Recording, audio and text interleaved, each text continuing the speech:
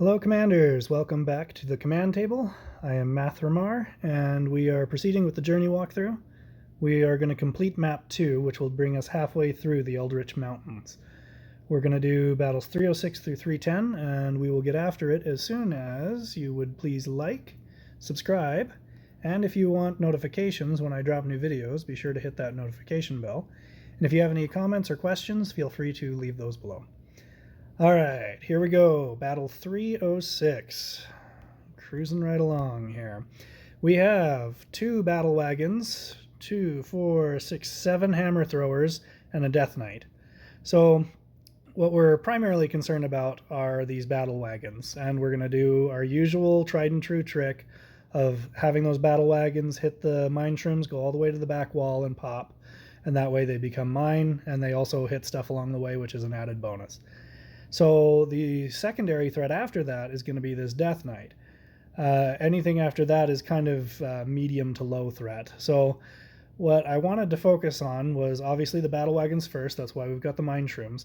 And then since the Death Knight is more towards the bottom, I've put this swarm down here to push through and come all the way up from the bottom to the top and get that Death Knight along the way. So what I've done with this little squad down here is kind of a mini swarm. I've got 2 groups of warhounds, 2 arcane blades, and 2 wraiths. And then you'll notice that I've got a battle drummer and a barrier monk. The barrier monk's covered up by that number 8, but it's in there. And the barrier monk is going to negate a lot of damage from these hammer throwers and allow that initial push to swarm through. Since they're all ranged units, with the exception of the Death Knight, the battle drummer may not ultimately be necessary. You could switch him out and put another couple of swarm units, but since I'm trying to only level 2 of each type of unit, these are the units that I had. They're fast moving, they do very decent damage, especially the wraiths and the warhounds, and they'll be able to push through very quickly. If you put in shield bearers or anything like that, they go a little slower. It's not going to have the same kind of push. So why not have that drummer just kind of mitigate as it goes, especially if there's a bunch of bodies that Death Knight starts to resurrect. So that's the plan. We're going to turn the battle wagons, and then we're just going to push through from the bottom to the top. Let's let it run. All right, wagons are turned. They run through a few things along the way, and now the barrier monk shield is dropped because it absorbed so much damage from those hammer throwers and allowed most of the army to be defeated. And at that point, there's nothing stopping from clearing the rest of it out. Okay, so that was 306. Let's bump on over to 307.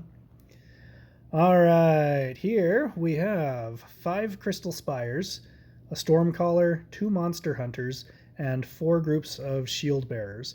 So my primary concern here is the stormcaller.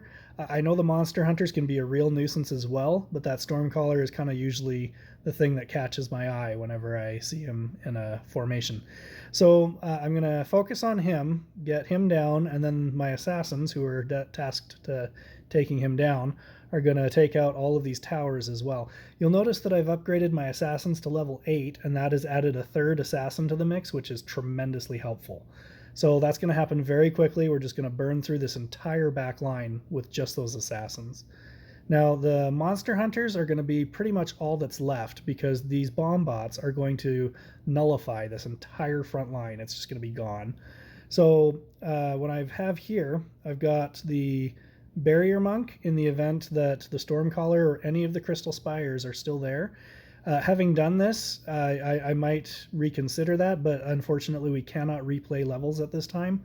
Until Traplight changes that, we're stuck with what we won. So I have the barrier monk there in the event that I didn't get all the ranged down to keep these very low health units from getting obliterated by the crystal spires. But their job, the wraiths primarily, are there to knock out the monster hunters, and then the wraiths and the warhounds should be able to clear through anything that the assassins haven't got. So that was my theory, and I'll show you how it worked. And again, see, my unit levels were about 2 levels below on just about everything. Okay, all the towers are gone. The stormcaller didn't even really get taken down, but it didn't matter very much. The barrier monk solved that problem. So maybe adjusting the assassin placement would be helpful to make sure that that stormcaller goes down. and that way you wouldn't need the barrier monk necessarily, but it just saves you the trouble. If you just throw that barrier monk in there, you clearly don't need the other units to get it done. Okay, 307. All right, we just did that. Excuse me. 308. All right, we have 3 sets of plague throwers, a cannoneer, and 5 groups of fire knights with 3 draining spirits on the front line. So this is going to be designed at receiving a swarm. So if you send a whole bunch of swarm units in there, these draining spirits are going to eat them up while the fire knights kind of stand there laughing. They've got kind of conflicting debuffs with the fire and the plague, but that's really not anything to be terribly hung up on. I'm normally concerned about us using conflicting debuffs on our side. So since we have fire and we have plague, I've put this earth elemental on my front line because he's immune to both. So he's going to totally negate half of what these units have to offer. The other half that the plague throwers have is a stun, 25% chance. The earth elemental is also immune to stun. So the vast majority of what the plague throwers are going to send has been countered. The fire knights really only have their base attack. The burn condition that they typically apply does percentage-based damage, which is going to take down your thorn guards, your brutes, any other of the tanky units that you have, even untamed beasts. So that's why I went with the earth elemental. He's going to hold the line, and we've put a fortification there just because the 1 or 2 trial runs that I did of this, the units seemed to wrap around and they would take out the crystal spires. So I dropped a crystal spire and put in the fortification, and that solved all the problems. It does take a little longer to finish with only the 1 crystal spire, but it's just a little more dependable and it gets the job done. I did initially try this with an Ember Fiend, but on my first attempt, the moment I ran it, as I was hitting battle, I realized, oh, dude, you're up against fire units. Why are you doing that? So I white flagged it immediately and switched out for the plague throwers and tried again. So the assassins are there to take out the cannoneer and however many of the plague throwers that they can get. I have noticed that plague, as it's being launched, can catch assassins. So you might even see that in this video if you watch for it. But it may be safer to put your assassins further back and have them come at the plague throwers from behind, and that way they don't get clipped with that plague that they launch. So might recommend moving those further back. But other than that, everything else on this front line is going to converge around that earth elemental, slowly get burned down by the crystal spire and their own draining spirits. The Valkyrie is again closer to the earth elemental than it is to the plague throwers, and that's going to dedicate the heal to the earth elemental. Okay, lengthy explanation. Sorry for that. Let's just go ahead and run it. Okay, so, I did start them behind. See, but yeah, you see that the assassins, even though they were still stealthed, they got clipped by that plague being launched. So if you can put them back far enough to where the plague throwers shoot, and then while they're on cooldown, that's when the assassins get in there, they'll be less likely to be revealed and they'll be able to get a lot more done. So sometimes delaying their arrival for a second buys you more seconds of them actually hitting. So here's where it took a little bit longer. Now we're hitting into frenzy mode. The earth elemental does pop, but I'm not terribly concerned because I've got my plague throwers under that barrier monk umbrella, and you could have 12 plague throwers on the other side shooting that thing and it'll take forever. So my plague throwers are able to edge it out. Okay, let's move on to, I believe we're on 309. All right, for this one, this is something that I'm a little bit perplexed by. It's my understanding that Death Knights nullify all damage within their radius, or all healing, excuse me. They nullify all healing within their radius. So these Valkyries are going to latch on to these Death Knights, and if I understand this correctly, they're going to do absolutely nothing. So unless those Death Knights die and the Valkyries are still alive to select their next target in line, these Valkyries are completely useless. So I don't understand why this map is designed this way, but maybe I'm misunderstanding how Death Knights work. but it's my understanding that they nullify the healing of everything, including friendlies and themselves, within that aura. If they get hit by a frost or a freezing trap, that changes things, or a frost wizard that might temporarily disable that anti-healing aura. But I just don't understand this. So anyway, what we're doing, we've put these assassins in the back. They're going to get rid of those blessed bomb bots, because once we kill this stuff, we do not want it coming back.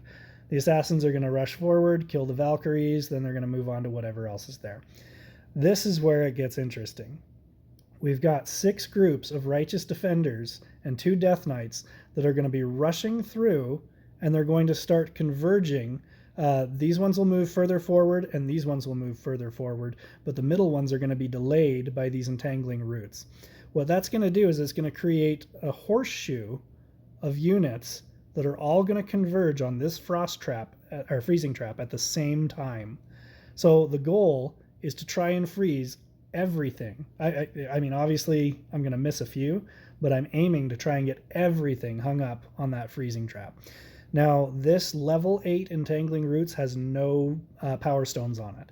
So factor that in. If you've equipped power stones, it's going to change the timing of when these righteous defenders and death knights arrive at their destination.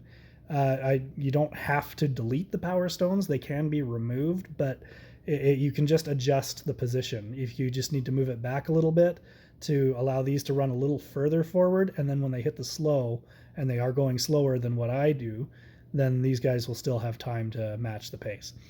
Once they freeze, there's going to be a few on the periphery, on the top and bottom, that are going to keep pushing, and they're going to have to go around the frozen units, and they're going to start coming up and pushing through until they trigger this other frost trap, which is going to refreeze everybody, including the ones that didn't get frozen the first time.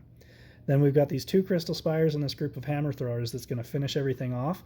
The arcane archers, I just had extra army points, and I thought we haven't seen them for a while, we'll just throw them in. So the hammer throwers, their purpose is to kind of insulate these towers to make sure that they're operational the entire time. We don't want the righteous defenders or the death knights clipping them. So the hammer throwers are going to take a few hits to make sure that the crystal spires stay alive, and then we're going to see that second freezing trap do its magic. Okay, so goodbye backline units. Now look at that horseshoe start to form. They're all going to start converging towards the center. Pop. Almost everything. There's maybe 6, 7, or 8 units. And then there goes the other freezing trap. Everything is frozen, and it's just a matter of cleaning up. I did lose 1 crystal spire, but we still had the 1 left. I'm very satisfied with that. Very satisfied. Okay, 310. Okay, here we have 2 groups of assassins. We have a Jormag replica, clone, whatever you want to call it, and we have 3 earth elementals. There are some major changes that I would make to this, but again, we cannot replay it. Once it's done, it's done. So until Traplight enables us to replay a level, I can't undo it. So I'll explain what I would have done differently. I put the Brute up front because this is a freeze boss. It will do a freeze pulse that will freeze units. The Brute is immune to freeze, so that counters that particular element. The Draining Spirits are there to catch the spawns of the Earth Elementals as they break into smaller pieces and to damage them down, but ultimately I would probably get rid of one or both of them. And you'll kind of see why. These wraiths I've put in the back because they will be invisible to these assassins when the assassins pop over, and they'll be running at approximately the same speed. And when the assassins, which are going to gravitate towards this crystal spire, when they converge on that, all 6 of those assassins are going to hit that freeze trap, and these wraiths are going to turn around and chop them in half. They're just going to die so quickly. And that's going to resolve all of those assassins. The Earth Elementals are kind of the next issue to worry about. And the reason I would get rid of the Draining Spirits is because, again, my Wraiths are just going to be running right through there, and they're going to run through those Draining Spirits and die. So dropping those Draining Spirits, maybe getting another Crystal Spire or 2, preferably 2, would probably be the way to go, and that's going to take care of all the earth elemental splits. So those are the changes I would make. Let's go ahead and run it. Okay, Valkyrie, the only thing that's close enough for it to latch onto is the Brute. The Wraiths were too far back. And here you see the Draining Spirits do a decent job, but they do also kill my Wraiths. So that's kind of a downside. The Brute doesn't have any trouble until we hit Frenzy, and that's where things get a little spicy. Again, Brute's immune to freeze, so that pulse that you just saw from the Jormag clone doesn't bother him at all. But my Brute is taking more damage from my Draining Spirits than it was from the boss. Now I've got the Draining Spirits on the boss, and we've held off long enough for Frenzy to hit, and that's why I don't have anything to worry about. Also, another note, army points not fully used. I didn't even use them all. So, I mean, feel free to adapt that and to throw in a few extra things. I mean, if you've got the shards and a little bit of gold, you could get 6 crystal spires in there, even if they're all just level 3. So, there you go, all the way up through level 310. Thank you for watching. Again, please do like and subscribe, and check out thecommandtable.com, where we have tutorials, we have raid strats, and in the near future we'll be adding merchandise and a comic strip. Thank you for watching, and we'll have more for you soon.